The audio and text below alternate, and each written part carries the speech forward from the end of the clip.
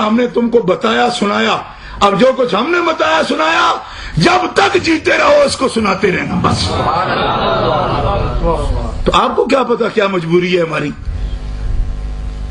ہمیں کوئی صرف بلائے گا تو سنائیں گے؟ نہیں، نہ بھی بلائے گا ہم خود محفل کر کے بھی سنانے پر مجبور ہیں۔ کریں گے، سنائیں۔ اور نئی بات کہنے والے کو بڑی تکلیف ہوتی ہے، ہم پرانی کہہ رہے ہیں، جو پہلے کہہ رہے تھے وہی کہہ رہے ہیں۔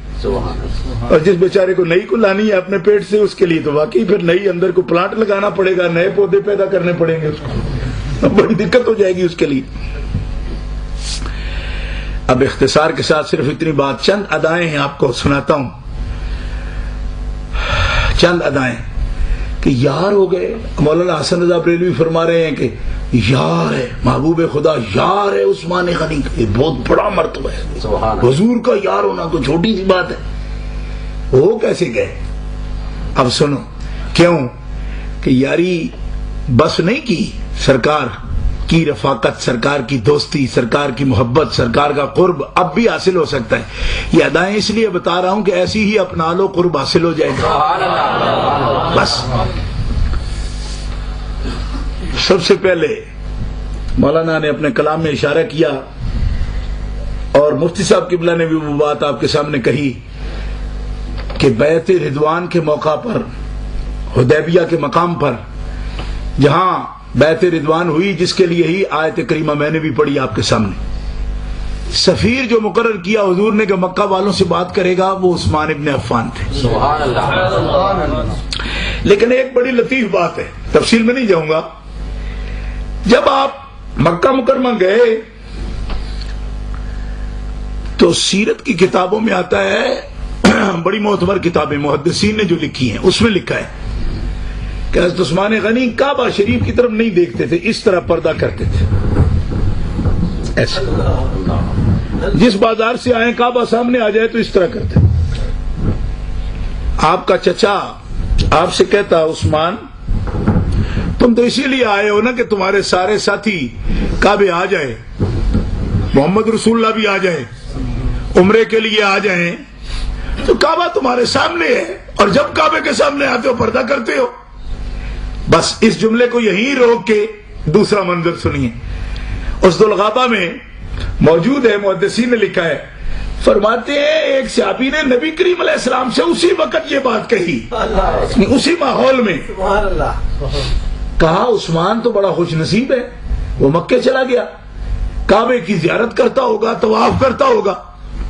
حضرت ابو بکر صدیق کا قول مبارک نقل ہے اور یہ بڑی دل کی بات ہے۔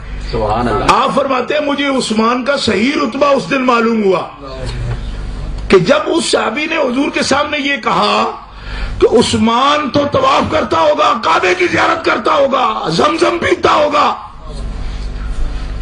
تو حضور نبی کریم علیہ السلام نے جس حال میں تشریف فرما تھے اس کے لیے کوئی بڑا تکلف نہیں فرمایا، ایک جملہ کہا، آپ فرماتے ہیں مجھے عثمان کے رتبے پر رشک آیا، ابو بکر صدیق کو، امام ہے صحابہ کے، فرماتے ہیں مجھے رشک آیا، کیوں کہ حضور نے اسی وقت اس کے جواب میں فرمایا مجھے عثمان سے یہ توقع نہیں کہ ہمارے بغیر کعبے کا طواف کرے گا، مجھے اس سے یہ توقع نہیں، امید نہیں۔ اور ادھر حضرت عثمان کا حال حالانکہ بتا کے نہیں بھیجا تھا کہ میرے بغیر طواف نہ کرنا، کعبہ نہ دیکھنا، لیکن ان کے چچا نے جب ان سے پوچھا عثمان تم کعبہ کیوں نہیں دیکھتے، فرمایا جب تک میرے آقا کعبہ نہیں دیکھیں گے عثمان کس طرح کعبے کی زیارت کر سکتے۔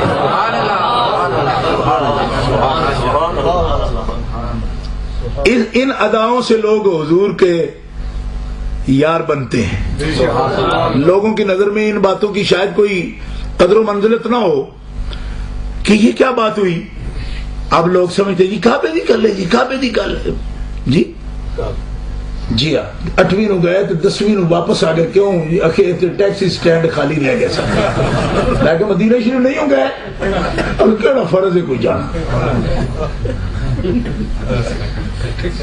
میں آ کے بن لی، پھر 2-4 چیک بکوں اور کالیاں کر لے، پاس بکیں بینکوں کی اور کالی کر لو، لیکن محبوب کی نظر میں مقام وہ نہیں پاتے جڑے آخر جی ترویے دے دن گئے ہاں تو 11ویں واپس آ گئے، کعبے دا حج ہی تو فرض سی وہ کر لے۔ فرمایا محبوب کے بغیر کعبے کی حاضری کی توفیق نصیب ہو بھی کہ کعبے میں حاضر ہو جائیں، مکہ میں حاضر ہو جائیں، تو نظریہ کیا ہے کہ تیرے بغیر ساقیہ لذت مہکشی نہیں۔ ہم اس ماحول کا کیا کریں اس کعبے کا؟ اسی لیے تو میرے امام کھڑے ہو کے کہتے ہیں حاجیو آؤ شہنشاہ کا روضہ دیکھو، کعبہ تو دیکھ چکے اب کعبے کا کعبہ دیکھو۔ اور کوئی کہتا تھا یہ دوران طواف کعبہ، کعبہ تو دیکھ چکے اب کعبے کا کعبہ دیکھو۔ اور پھر فاضل بریلوی رحمت اللہ علیہ کا انداز کہاں سے لائیں؟ غور سے سن تو رضا کعبے سے آتی ہے صدا، اوے حاجیو میری آنکھوں سے میرے پیارے کا روضہ دیکھو۔ زور سے کہو نا سبحان اللہ، کیونکہ اتنی آہستہ جب آپ کہتے ہیں تو پھر تقریر کرنے کو دل نہیں کرتا۔ کیوں کہ یہ اشارہ بھی تو ہوتا ہے نا، وہ بات ختم کرو تو کر ہی رہا ہوں۔ دوسری بات اب سنو، ایک سیرت والا لکھتا ہے، یہ یاد رکھنا، یہ میں آپ کو اپنے پاؤں کی طرف اشارہ مناسب تو نہیں سمجھتا مجلس میں، مگر اس کے بغیر مسئلہ سمجھ نہیں آئے گا۔ یہ دیکھیے، یہ ہے ٹخنا، پنجابی میں گٹا ہے نا۔ حضرت عثمان اس طرح اپنا کپڑا اس طرح ٹخنا ننگا کر کے مکہ مکرمہ گئے، تو آپ چونکہ وڈیرے لوگوں میں سے تھے، وڈیرے بنو امیہ مکے کے وڈیرے تھے نا۔ وڈیرے کا لفظ آپ کو سمجھ آتا ہے؟ کوئی بھی بڑا، جیسے لاڈ آپ کہہ سکتے ہیں، کسی کو کہتے جی بڑا، وہ تو اس کا بڑا تجارت کا بڑا، اس نے کوئی امپائر کھڑا کیا ہے اور بہت بڑا جناب فیوڈل لاڈ ہے، وہ فلاں ہے۔ تو وڈیرے، خاندانی وڈیرا بنو امیہ تو اور بنو ہاشم دو ہی تو خاندان ہیں، ان کے پاس کعبے کی تولیت ہے، چودراہٹ وہ کرتے تھے۔ اور حضرت عثمان کا تعلق اس قبیلے سے، اور پچھلے سال کی تقریر اگر آپ کے ذہن میں ہو تو میں حضرت عثمان کی یہ عظمت بھی آپ کے سامنے بیان کر چکا ہوں کہ وہاں سے آ کے حضور کی غلامی قبول کرنا بجائے خود یہ ایک بہت بڑی عظمت ہے۔ کیوں کہ جس کی دشمنی نہ ہو وہ مان سکتا ہے، جس کا شریکہ ہو وہ تو مان ہی نہیں سکتا۔ حضرت عثمان کی ایک یہ بھی عظمت ہے کہ وہ بالکل دوسرے گروپ کے آدمی تھے، ادھر ٹوٹ کے آئے۔ سبحان اللہ۔ حضرت ابوبکر صدیق کی دشمنی کوئی نہیں تھی بنو ہاشم سے، اس لیے ماننا بہت بڑی فضیلت ہے، مگر ان کے لیے آر کوئی نہیں تھا۔ کیوں کہ جس قبیلے سے ان کا تعلق تھا بنو ہاشم کو مان جائے، آر والی بات کوئی نہیں۔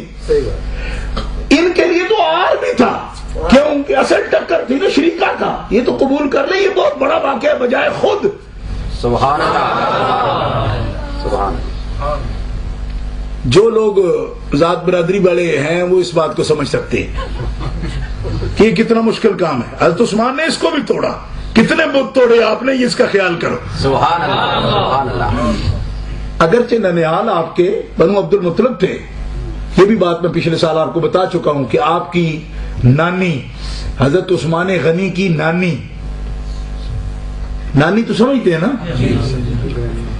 مجھے ماسٹر صاحب فرما رہے تھے وہ بچے کچھ نہیں سمجھتے، وہ نانی شانی سمجھ لیں دے، ماں کی ماں جو ہے، ٹھیک ہے نا؟ تو حضرت عثمان کی نانی نبی کریم علیہ السلام کی سگی پھوپھی تھی۔ ننیال حضرت عثمان کے حضور رشتے میں حضرت عثمان کے ماموں لگتے ہیں۔ بات سمجھ آ رہی ہے؟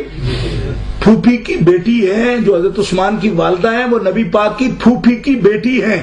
سبحان اللہ.